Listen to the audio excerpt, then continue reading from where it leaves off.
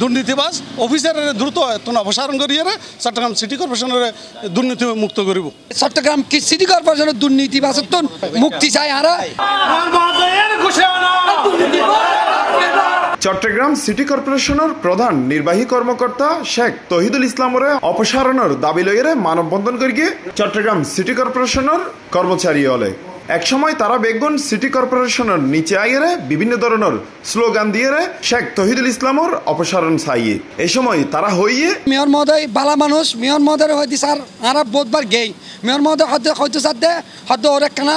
ভালো সুযোগ দি ভালো হয়ে বেলাই ও যদি ভালো নুহ তাহলে হারাই গেন পরে চাইম তাহলে আর ধৈর্য হারার হয়তো ধৈর্য ধর সবদ্ধ সবরের মেমা ফলে এলে হয়তো হয়তো হারা কি এখন দুর্নীতি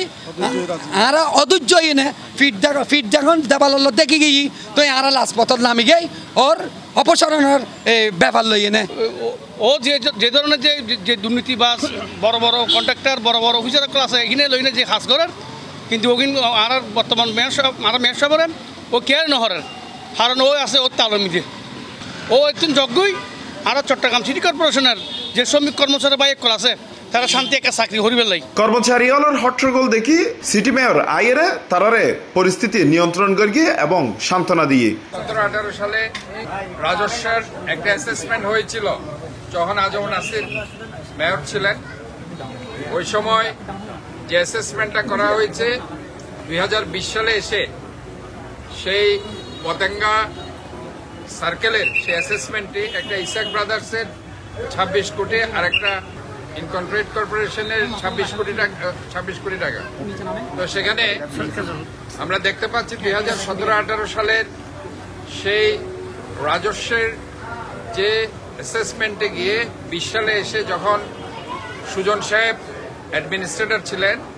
ওই সময় সেটাকে ঘষামাজা করা হয়েছে এবং 2023 সালে যখন মেয়র রেজাউল করিম সাহেব ছিলেন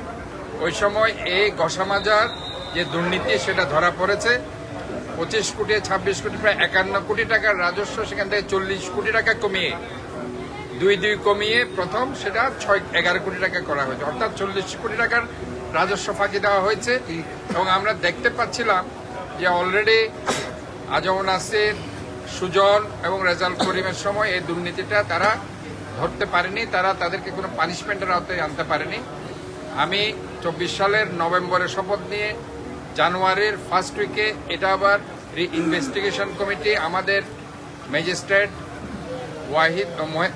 মহিউদ্দিন মুরাদের মাধ্যমে আমরা করেছি প্রধান আইন কর্মকর্তা এবং সেখানে আমরা প্রায় 8 মাস পরে এসে সেটার তদন্ত রিপোর্টে আমরা যাদেরকে এখানে সংশ্লিষ্ট পেয়েছে তাদের বিরুদ্ধে আমরা ব্যবস্থা নিয়েছি তাদেরকে সাসপেন্ড করেছি কর্মচারী বৃন্দ জানাইয়ে শেখ তহিদুল ইসলামরে 7 দিনের মধ্যে যদি অপসারণ করা নয় তারা কঠিন আন্দোলনত যাব এই বর্তমান প্রধান নির্বাহী কর্মকর্তা শেখ মোহাম্মদ তহিদুল ইসলাম স্যার আইনের ফরেতে বিভিন্ন দোষর এবং বিভিন্ন কন্ট্রাক্টর টেন্ডার বাণিজ্য শুরু করিয়ে বিভিন্ন নিয়ম জড়িত কিছুদিন আগে আপনারা দেখুন হ্যাঁ রাজস্বর একখান বিষয় লিয়ে হ্যাঁ ও যে বিভিন্ন আর কর্পোরেশনের সুনাম নষ্ট করছি ইয়ে না হারানা আরাতের অপসারণ চাই 7 দিনের আর আলটিমেটাম দিই 7 দিনের মধ্যে জানতে অপসারণ করিয়ে চট্টগ্রাম সিটি কর্পোরেশনের হ্যাঁ সুনাম অক্ষুণ্ণ রাখে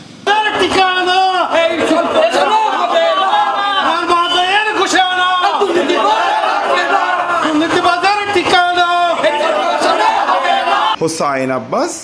C+ TV চট্টগ্রাম।